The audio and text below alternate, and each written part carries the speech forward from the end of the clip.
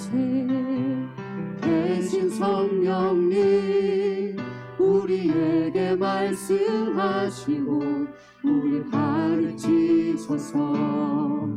닫힌 우리 맘 열어주시고 주의 빛으로 밝혀 우리 인도하소서. 주님보다 앞서지 않고 겸손하게 주님의 말씀 기다리리. 주님 손에 우릴 드립니다.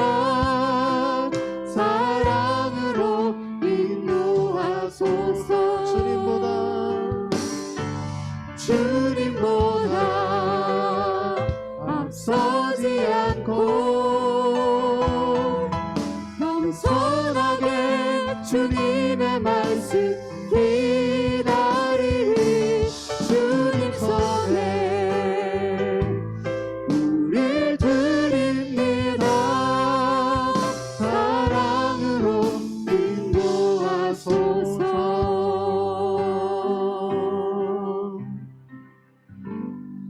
사랑과 은혜에 충만하신 하나님, 감사합니다. 우리에게 믿음의 길을 허락하여 주셔서 우리가 주님과 함께 그 믿음의 길을 걸어갈 수 있도록 인도하신 주님의 귀한 삶을 허락해 주시는 그 은혜에 감사합니다. 하나님, 우리의 삶을 되돌아봅니다. 우리에게 어려운 일들과 아픈 일들과 힘든 일이 있을 때에 주님, 왜 나에게 이런 일들이 있었냐고 반문했었던 우리의 질문 가운데 우리가 주님을 이해의 대상으로 여겼던 우리의 하나님 완악한 교만한 모습들이 있었는지 우리를 다시금 되돌아보며 주님 앞에 그 죄를 회개합니다. 우리를 용서하여 주시고 온전한 신뢰를 통하여서 주님의 길을 걸어가는 우리의 모든 삶 될 수 있게 인도하여 주옵소서. 아멘. 주님, 우리의 모든 슬픔들을 계수하고 계신다 믿습니다.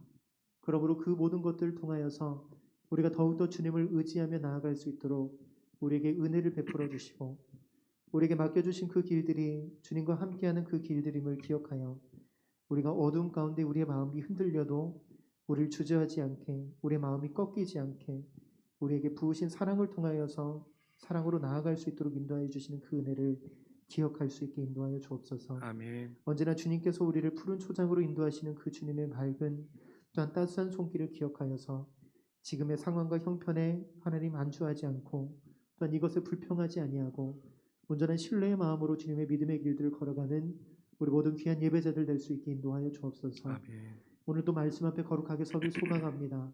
겸손하게 우리의 마음과 믿음의 모습들을 여미고 주님의 말씀에 순종하며 아멘으로 응답하는 우리 시간 될 수 있게 인도해 주시며 전하시는 목사님이나 듣는 우리 모두에게 주님의 귀한 감동과 은혜가 더해질 수 있는 시간 될 수 있게 인도하여 주옵소서. 아멘. 감사하며 예수님의 이름으로 기도드렸습니다. 아멘.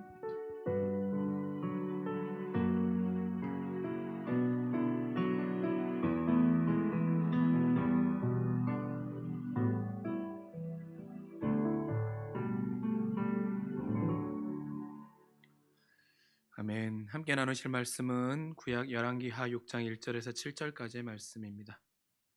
열왕기하 6장 1절에서 7절까지의 말씀입니다. 구약 성경 570쪽의 말씀. 열왕기하 6장 1절에서 7절까지의 말씀입니다. 우리 구약 570쪽의 이 말씀 한 목소리로 함께 하나님의 말씀을 봉독합니다. 선지자의 제자들이 엘리사에게 이르되 보소서, 우리가 당신과 함께 거주하는 이곳이 우리에게는 좁으니 우리가 요단으로 가서 거기서 각각 한 제목을 가져다가 그곳에 우리가 거주할 처소를 세우사이다 하니 엘리사가 이르되 가라 하는지라. 그 하나가 이르되 청하건대 당신도 종들과 함께 하소서 하니 엘리사가 이르되 내가 가리라 하고 드디어 그들과 함께 가리라. 우리가 요단에 이르러 나무를 베더니 한 사람이 나무를 벨 때 쇠도끼가 물에 떨어진지라. 이에 외쳐 이르되 아 내 주여, 이는 빌려온 것이니이다 하니 하나님의 사람이 이르되 어디 빠졌느냐 하매 그곳을 보이는지라. 엘리사가 나뭇가지를 베어 물에 던져 쇠도끼를 떠오르게 하고 이르되 너는 그것을 잡으라니 그 사람이 손을 내밀어 그것을 잡으니라. 아멘. 여러분은 오늘 우리가 함께 읽었던 그 물에 가라앉았던 쇠도끼가 다시 떠오르는 이 본문을 접하면 어떠십니까? 저는요 사실 이 본문을 접하면 어린 시절에 접했던 옛날 전래동화 있잖아요. 금도끼 은도끼가 사실은 많이 생각났었어요. 물론 강조점이 다르죠. 강조점이 다르긴 하지만 생업과 새로운 도약을 위해 그에게 중요한 도구였던 그 쇠도끼가 사라졌을 때 그 당혹스러움은 아마 둘 다 비슷할 것입니다. 그 엘리사의 제자나 도끼가 물에 빠졌던 그 나무꾼이나. 전래동화에서는 어떻습니까? 사실력이 뻥 하고 나타나가지고 왜 울고 있느냐 하면서 도끼를 하나씩 꺼내죠. 이 도끼가 네 도끼냐? 도끼냐 꺼내줬을 때 아닙니다 라고 했을 때 착하고 나고 다 주고 뭐 그런 이야기들이지요. 근데 여러분 오늘 본문에서 엘리사가 가라앉은 도끼를 다시 떠오르게 엘리사도 하잖아요. 그래서 도끼를 떠오르게 한 엘리사의 능력이 오늘 본문에서 주목받을 수 있어요, 여러분. 엘리사가 나뭇가지를 물속에 탁 던지니까 도끼가 막 이렇게 싹 떠오르는 거예요. 그 모습을 보면서 아, 엘리사가 참 능력 있는 종이구나라고 엘리사가 부각될 수 있거든요. 근데 여러분, 엘리사가 도끼를 떠오르게 하지 않아도요, 그는 하나님의 사람으로서 하나님의 능력의 종으로서 그가 뛰어난 능력을 가지고 있는 것은 사실 본문에 더 많이 부각될 수 있는 것이 수많은 장면 가운데 나옵니다. 대표적인 장면이 무엇입니까? 이 앞 본문만 봐도 알 수 있어요. 무엇입니까? 나만 장군에게 명령하잖아요. 들어가라고 요단에 7번 너의 몸을 담그라고. 어떻게 됩니까? 7번 몸을 담그니 그 나만 장군의 몸에 있는 병이 깨끗하게 낫지 않습니까? 그걸로도 하나님의 사람의 말씀의 권능의 능력이 얼마나 대단한지에 대해서 보일 수 있습니다. 그리고 6장 오늘 읽었던 본문 뒤 이어 나오는 본문에는 어떻습니까? 아람의 왕이 견디지 못하는 거예요. 어떤 계획을 세울 때마다 자신의 계획들을 정말 속속들이 알고 있는 것처럼 방어하는 것에 대해서 너무나도 약이 올라가지고 이 엘리사를 어떻게든 해결하고 어떻게든 처리하고 싶을 정도로 그런 사람인 거예요. 왜? 하나님이 하나님의 사람인 엘리사에게 들려주시고 지혜를 주시기 때문이지요. 여러분 도리어 이 물에 빠진 쇠도끼를 나뭇가지를 탁 던져가지고 떠오르게 하는 장면은 되려 조금은 어쩌면 약간 마술과 같은 약간 마술의 관점을 더 부각시켜주는 그런 이미지를 우리에게 주기 때문에 엘리사에게는 제가 생각할 때는 되려 마이너스인 것 같아요. 이걸 통해서 엘리사가 하나님의 종임을 더욱더 드러내기 위해서는 사실은 조금 저는 이 장면은 더 마이너스라고 생각해요. 그래서 여러분 이 본문은요, 엘리사가 뛰어난 능력을 가지고 있는 그 사람을 엘리사를 부각시키기 위한 본문이 아닙니다. 도리어 우리의 인생 가운데 가라야 앉아야 되는 건 무엇이고 떠올라야 하는 것이 무엇인지에 대해서 오늘 말씀은 우리에게 들려주고 있는 것입니다. 그렇게 여러분 우리 오늘 이 말씀을 통하여서 우리 이 관점을 붙잡고 우리 인생 가운데 가라앉아야 되는 것은 무엇이며 떠올라야 되는 것은 어떤 것인지에 대해서 우리가 함께 말씀을 통해 도전받고 우리의 삶 가운데 그렇게 살아갈 수 있기를 소망합니다. 여러분 엘리사가 속해 있는 이 선지학교가 지금 거주하는 곳이 좁을 정도로 너무나도 많은 사람들이 몰려오기 시작하는 것입니다. 여기저기서 이 엘리사의 선지학교가 정말 능력이 뛰어난 엘리사에게 배우고 싶은 사람들로 정말 성대를 이루는 거예요. 그래서 거주할 곳이 좁으니까 그 제자 중에 하나가 처소를 확장하자고 하는 것입니다. 엘리야가 갈멜산에서 일전을 벌인 후에 아합과 이세벨과 그리고 바알을 섬긴 이들의 기세를 꺾어버렸으니까 그 기세와 또한 그 능력을 이어받았던 사람이 엘리사이기 때문에 그 엘리사의 유명세는 당대에 어마어마했었죠. 그러니 그를 따르고 배우기를 원했던 선지자의 학생들이 늘어나서 그 수요를 감당하지 못하는 것은 어쩌면 당연할 것입니다. 그래서 제자들이 요단으로 가서 나무를 베어다가 우리의 이 선지학교를 확장하자고 제안하는 거죠. 그때 그 제안에 엘리사가 어떤 반응을 보입니까? 그래 너희 가라고 제안하는 것입니다. 근데 여러분 엘리사가 이렇게 가라고 말할 때 이 엘리사의 허락의 분위기가 좀 어떤 것 같습니까? 저는 좀 적극적이지 않은 것 같아요. 만약에 이 선지학교가 더 확장돼야 될 필요성을 느꼈다면 어떻겠습니까? 엘리사가 제안하는 거예요. 모든 그룹에 모든 속한 공동체 안에 그 방향을 제시하는 건 누구입니까? 리더십이지 않습니까? 어느 회사에 그 회사가 나아갈 올해의 비전을 제시하는 것도 그 회사의 오너인 거예요. 이 선지학교가 더 커져야 되고 이 선지학교가 더 확장돼야 된다는 필요성을 느꼈다라고 한다면 엘리사가 제자들에게 먼저 제안했을 것입니다. 너희들이 가서 나무를 해와라. 그래서 우리의 선지학교에 더 많은 이들이 모여서 배울 수 있고 하나님의 말씀을 들을 수 있도록 그것을 만들자라고 제안했을 것입니다.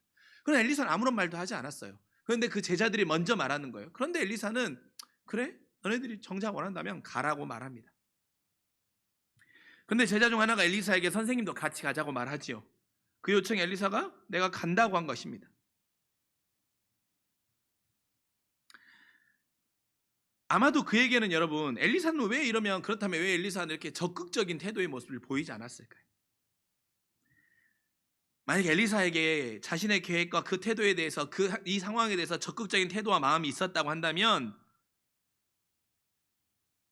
그가 더 나섰을 텐데 그 안에 걸리는 것 하나가 있었는데 그것은 뭐냐면 도리어 엘리사는 선지학교가 흥하는 것이 자기 마음에 자꾸 걸렸던 것입니다. 선지학교에 너무나도 많은 사람들이 몰려오는 유명세를 타는 게 자기에게는 자꾸 걸리는 부분이었던 거예요.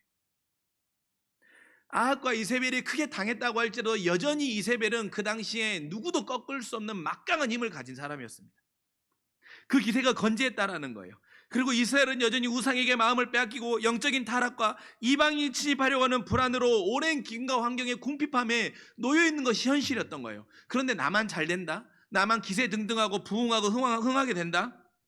그래서 내가 신나고 들뜬 마음으로 이 일을 해도 되는 것이 옳은가 아닌가에 대한 것들에 대해서 판단할 수 있는 그 하나님께 묻는 것을 사라져버리지 않을까라고 하는 그 두려움이 엘리사 안에 있었던 것입니다.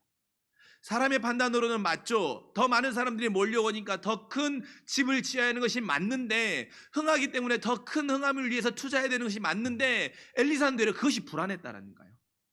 왜? 나의 성공과 나의 이름이 높여지는 것으로 인하여서 도리어 내가 하나님의 뜻을 묻는 일에 대해서 나의 마음이 흐트러질까 봐 엘리사는 너무나도 불안했던 것입니다. 엘리사는 지금 상황 앞에 신나하고 즐거워하기보다는 하나님께 물어야 하는 마음이 더 컸기 때문에 그 제자들에게 자신이 먼저 말하지 않았던 것이고 또한 이것을 통해서 제자들을 깨닫게 하기를 원하여서 그런 허락들을 했던 것입니다. 여러분 우리가 어떻습니까? 고난과 어려움 앞에서는 우리가 하나님 앞에 묻는 것이 익숙해요. 아니 때로는 고난과 어려움 앞에서 하나님 앞에 묻는 걸 잃어버리기도 하지만 고난이 다가오면 되려 하나님 앞에 기도함에 더 매달립니다. 그런데 여러분 우리 스스로 한번 솔직히 돌아보자고요. 여러분의 인생이 잘 나갈 때, 여러분의 인생이 평안할 때, 여러분의 인생이 승승장구할 때도 하나님 앞에 묻는 일에 여러분이 정말로 마음을 다하십니까? 그리고 지금의 방법을 유지하면 될 것이라는 혹시 착각은 하지 않으십니까? 바로 제자들처럼 말입니다. 그러나 묻지 않는 결정은 결국엔 어려움을 만나게 하는 것 수밖에 없어요. 묻지 않은 결정을 했더니 위기를 만나게 되지 않았습니까? 묻지 않으면 결국 눈에 보이는 것들이 전부라 여기고 눈에 보이는 것들로만 판단의 기준으로 삼는 우리의 인생의 어리석은 우를 범할 수 없음을 우리가 분명히 기억하기를 소망합니다. 그렇게 여러분 우리의 인생 가운데 나의 인생이 승승장구하고 나의 인생이 잘 풀린다고 할 때 우리의 인생 가운데 가라앉혀야 되는 것은 무엇이냐면 여러분의 성공을 가라앉혀야 되는 거예요. 되려 여러분이 잘 나가는 것들을 여러분은 가라앉혀야 되는 거예요. 그 순간에 더욱더 겸손히 나의 마음을 다잡고 하나님 앞에 묻는 일에 나의 마음을 다해야 되는 것입니다. 그것이 엘리야가 우리에게 오늘 들려주고 있는 믿음의 영적 첫 번째 교훈인 것입니다. 여러분 그것을 더 분명하게 보여주는 장면이 무엇입니까? 오늘 6장 후반절에 나오는 거예요. 아람 군대를 물리치는 장면입니다. 하나님 앞에 기도하며 묻는 하나님의 사람은 어떻습니까? 다른 사람들이 눈에 보이지 않는 하나님의 군사들이 하나님의 군사들이 자신들을 지키고 있는 것이 보인다니까요. 그러나 그 눈이 띄어지지 않는 사람들은 안 보여요. 또한 어떻습니까? 아람의 군대들이 이스라엘의 처소의 한가운데 들어와서 정말 옴짝달싹 할 수 없는 그 상황에 놓였을 때 이스라엘의 왕은 어떤 선택을 하려고 합니까? 저들 다 쳐 죽이자고 하는 거예요. 하나님 앞에 기도하며 묻지 않는 자들은 저들을 멸하자고 하는 거예요. 왕이니까 당연하지요. 적을 쳐서 멸하는 것이 인간의 생각과 눈에 보이는 상식에서 당연한 결정입니다. 그러나 엘리사가 뭐라고 말합니까? 잘 먹여서 돌려보내라고 하지 않습니까? 잘 먹여서 돌려보내라는 거예요. 하나님의 방법을 택할 수 있는 지혜가 엘리사에게는 허락된 것입니다. 이렇게 하나님 앞에 묻는 자는 달라요. 하나님 앞에 묻는 자는 하나님이 선한 방법을 알려주신다니까요. 그러나 만약 엘리사가 나의 이름과 유명세로 인하여서 정말 이스라엘 땅의 그 어떤 선지학교보다 더 큰 내가 선지학교에 성공하도록 갈 수 있는 사람이라고 하는 그 성공에 취해버렸다고 한다면 결국 엘리사도 눈이 어두워져서 하나님의 군사들이 보이지 않았을 것이고 이 상황 가운데 이스라엘 왕과 같은 어리석은 선택을 하는, 아니 보통 사람들과 같은 그 선택을 하는 그런 삶을 살았을 것입니다. 그리고 그런 삶은 우리의 위기를, 또 우리 삶 가운데 다른 위기를 가져오기 마련인 것입니다. 그렇게 사랑하는 성도 여러분, 우리가 어려움 가운데 하나님 앞에 고난 가운데 기도하는 것은 당연하지만 때로 나의 인생 가운데 내가 승승장구하고 나의 인생 가운데 엘리사와 같이 유명세가 되고 성공하였을 때 되려 그 성공을 우리의 삶 가운데 가라앉힐 수 있는 우리의 그런 믿음의 성숙이 있기를 소망합니다. 그때 하나님이 더욱더 영광되고 하나님이 드러나게 되는 것입니다. 엘리사와 제자들이 이제 요단으로 건너가지요. 나무로 나던 중에 예상하지 못한 사건이 발생합니다. 빌려온 새도끼가 물에 빠진 겁니다. 근데 여러분, 지금의 새도끼와 그 당시의 새도끼의 값어치는 완전 달라요. 물론 그 당시에 새도끼가 있다는 것은 그 당시에 철기 문화라는 거거든요. 철기 문화가 발달했던 시기였었어요. 근데 철기 문화가 발달했는데 당시의 모든 철의 생산량은 왕이 그 철의 생산량의 수요와 공급을 조절하는 막강한 힘을 가지고 있었어요. 무슨 말이냐면 이 철의 수요에 대한 모든 것들을 쓰는 거에 대해서 결정권자는 이세벨이라는 거예요. 그러니까 이 철은, 왜냐하면 이 철을 통해서 무기를 만들 수 있기 때문에, 군사력을 상징할 수 있었기 때문에, 그래서 당시의 철은, 당시의 새도끼는 지금 생각하는 것보다 훨씬 더 큰 가치가 있고 훨씬 더 중요한 재산 목록이었던 것입니다. 여러분, 그걸 보면요, 누군가 새도끼를 빌려달라고 했을 때 빌려준 그 사람도 참 대단한 것 같아요. 그래? 빌려가? 저 쉽지 않았을 것 같아. 야, 이거 진짜 잘 써야 된다. 그 옛날에 여러분, 또 옛날 이야기를 하네요. 지금은 우리 다 핸드폰으로 카메라 찍죠. 옛날에 필름 카메라 아시죠? 이렇게 넣어가지고 24방이었나? 넣어가지고 딱 찍는 그 라이카 카메라나 뭐 이런 거 있잖아요. 수학여행, 우리 집사님들 수학여행 갈 때 어떻습니까? 부모님들이 신신당부하죠. 야, 이 카메라 누구네 집에서 빌려오니까 진짜 아껴 써야 되고 조심해야 돼 그렇게 하잖아요. 그래가지고 나 막 사진 찍고 막 이랬잖아요. 왜냐면 그 당시에 집에 카메라 하나씩 갖고 있으면 그게 큰 재산이었으니까. 근데 그거보다 더 컸다니까 이게. 그래서 도끼는 뭐냐면 우리의 생각보다 더 큰 도구였어요. 근데 그런 도끼가 물에 빠지는 정말 생각하기도 싫지 않은 끔찍한 일이 벌어진 겁니다. 선한 마음과 좋은 의도라고 할지라도 여러분, 인생에 예상할 수 없는 사건이 나타나는 것을 우리는 오늘 모습을 통해 또다시 한번 보게 되는 거예요. 아무리 선한 마음이라고 할지라도, 물론 그 제자들이 이것을 통해서 나의 성공과 나의 이름이 드높아지려고 하는 목적이 아니었을 거예요. 선한 마음과 선한 의도라고 할지라도 우리의 인생 앞에는 언제나 예상하지 못한 이런 어려움과 고난은 항상 우리의 인생과 함께 걸어가고 있는 것입니다. 그래서 삶을 살아가며 고난이나 시련이 없는 인생은 인간의 비현실적인 기대예요. 제가 저번 주 금요일에 한번 말씀드렸지만, 우리가 인생을 살아가면서 고난이 없을 거라고 생각하는, 고난이 없을 거라고 하는 것은 비현실적인 기대라니까요. 결코 우리의 인생은 그럴 수가 없어요. 우리 인생의 진리는 고난은 항상 내 삶 가운데 함께 한다라고 하는 것이 우리의 인생의 사실, 이게 진리고 이게 사실입니다. 그래서 우리가 이럴 때 어떤 반응으로 상황을 받아들이는지가 더 중요한 믿음의 태도이고 삶의 지혜인 거예요. 여러분, 만약에 여러분이라면 이 새도끼가 물에 빠졌을 때 어떻게 하겠습니까? 뭐 엉엉엉 울면서 산신령이 펑 나타나가지고 이 도끼가 네 도끼냐 물어주길 기다리시겠습니까? 아마 어떤 분은 그럴 거예요. 도끼가 빠지자마자 정말 물로 바로 뛰어들어가지고 수영해가지고 그 도끼를 건지려고 하는 사람이 있을 거예요. 또 어떤 성향의 사람은 어떻겠습니까? 이 비싼 도끼 값을 내가 어떻게 마련해야 하나 고민하면서 전전긍긍하면서 이러지도 못하고 저러지도 못하는 사람이 있을 겁니다. 또 이런 사람도 있을 거예요. 나는 오고 싶지도 않았는데, 나는 나무하러 오고 싶지도 않고 요단으로 오고 싶지도 않았는데 왜 여기에 오자고 엘리사의 마음을 흔들어가지고 도끼까지 빌려가지고 여기 왔는데 이런 일을 발생하게 해 하면서 여기에 오자고 하면서 다른 일을 탓하는 반응을 보이는 사람도 있을 것입니다. 여러분은 이런 어려움의 상황 가운데 어떤 반응을 보이시는 사람입니까? 어떤 태도로 여러분의 고난과 여러분의 어려움을 반응하시냐는 거예요. 상황은 다르지만 우리 이 세 가지의 모습이 우리가 고난을 대하는 사실 가장 대표적인 태도의 모습이 아니겠습니까? 근데 오늘 인물은 어떻습니까? 엘리사를 찾아요. 엘리사를 찾지요. 도끼가 빠지냐 새도끼가 빠지자 엘리사를 부릅니다.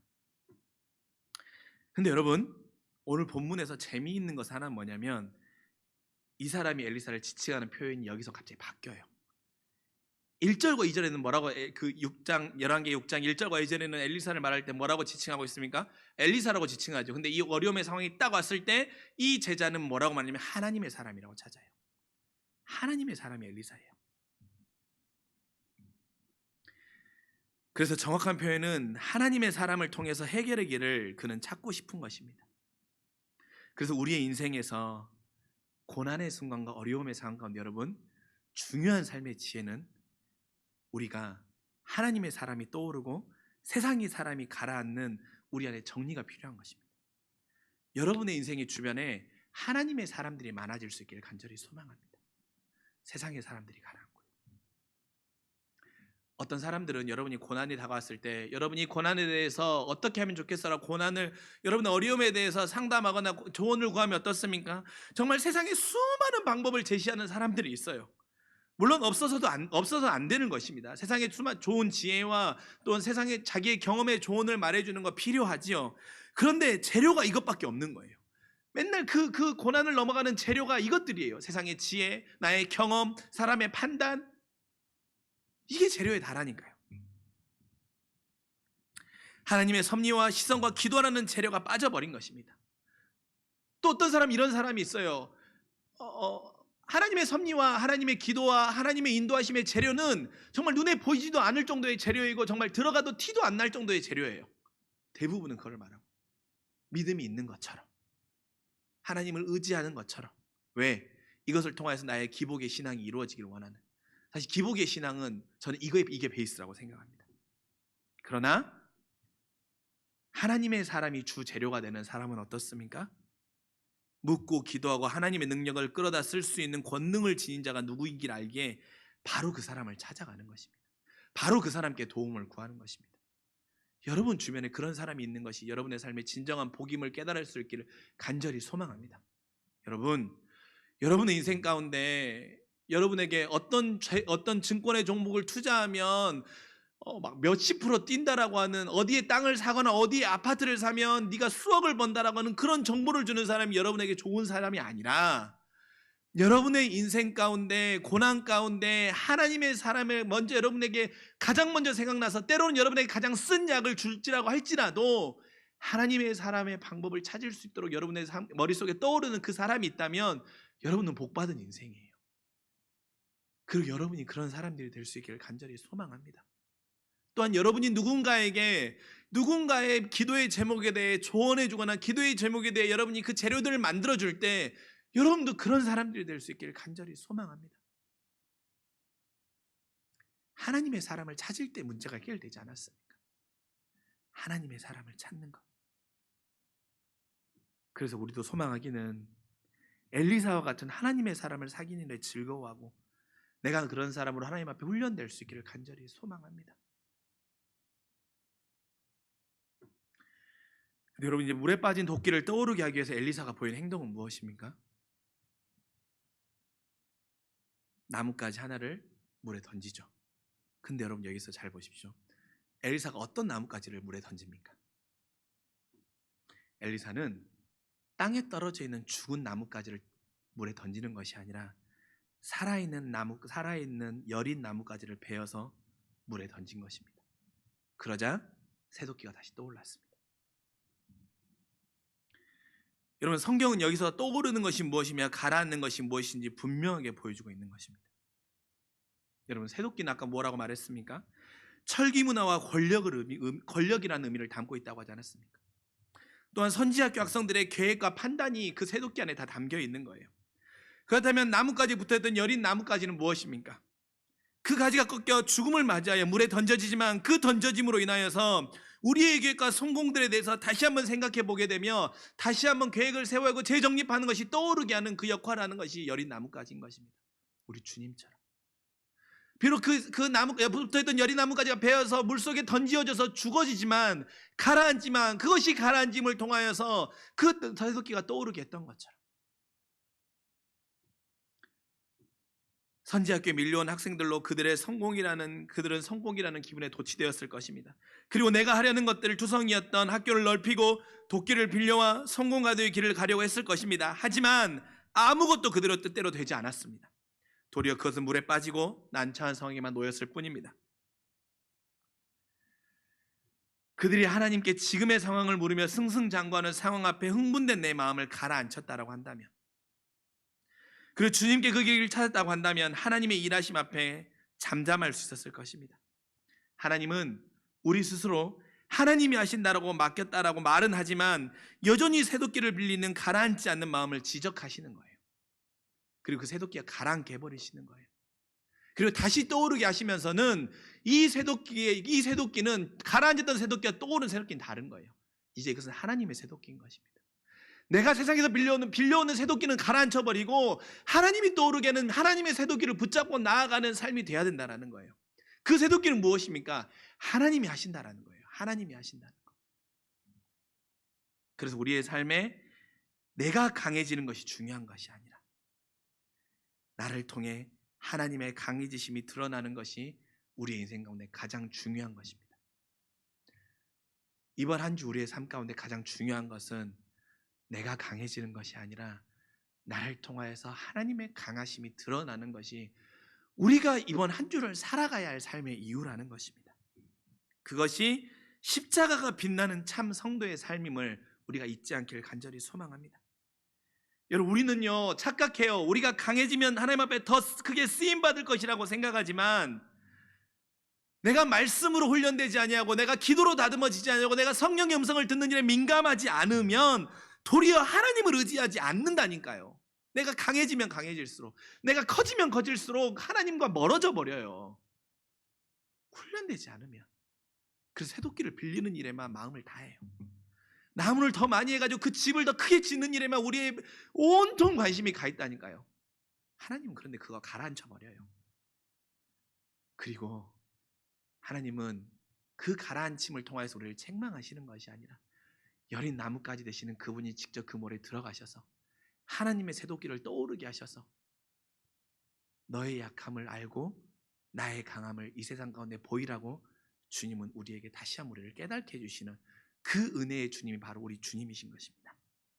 그렇게 사랑하는 성도 여러분, 매 순간 우리의 삶 가운데 우리의 인간의 속성을 인정하고 반성하며 내가 하는 것이 아니라 하나님이 하심으로 하나님이 강하심이 드러나는 우리의 삶이 될 수 있기를 간절히 소망합니다. 하나님이 강하심이 드러나면 여러분 스스로도 여러분이 하지 않아도 여러분의 강함이 드러나는 것입니다. 우리의 삶이, 우리의 이번 한 주의 걸음의 여정이 이 하나님의 강하심을 드러내게 하는 거룩한 믿음의 삶이 되시고, 나의 계획과 나의 능력의 새도끼는 가라앉고 하나님의 거룩한 믿음의 새도끼가 떠오르는 귀하고 복된 주님의 삶의 결단과 변화가 있기를 주님의 이름으로 간절히 축원합니다. 기도하겠습니다. 창공하신 아버지 하나님, 우리는 우리의 인생 가운데 모든 것이 잘 될 때 그것이 하나님의 복이라고 고백합니다. 그런 하나님, 내가 하나님의 복이라고 고백은 하고 있지만 하나님의 복이라고 고백하는 믿음의 성도의 삶이 나의 삶 가운데 있는지 돌아봅니다. 잘 되는 순간 하나님 앞에 기도함으로 하나님의 뜻을 묻고 있지 않다라고 한다면, 나는 입으로는 하나님이 하셨다라고 말하지만 여전히 이것은 나의 즐거움이요 나의 만족이요 나의 기쁨으로 여기고 있는 우리의 교만이고 우리의 잘못됨을 이 시간 깨닫게 하여 주시고, 하나님, 우리의 인생 가운데 우리의 어려움 앞에 하나님의 사람을 사귀는 일에 우리의 마음을 다하기를 소망합니다. 또한 아버지 하나님, 우리 인생 가운데 나의 계획과 나의 생각과 나의 영광과 나의 잘함의 새도끼는 가라앉게 하여 주시고, 그 여린 나뭇가지가 떨어져 다시 떠올랐던 하나님의 새도끼를 붙잡고 하나님의 능력의 새도끼에 맞는, 그래서 하나님의 강하심을 드러내는 귀하복된 주님의 자녀들의 삶이 되게 하여 주시옵소서. 감사드리며 사랑이 많으신 우리 구주 예수님의 이름으로 간절히 기도합니다. 아멘.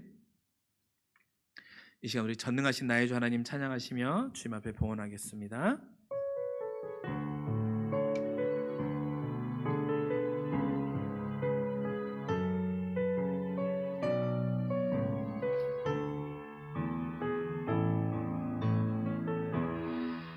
전능하신 나의 주 하나님은 능치 못하실 일 전혀 없네. 우리의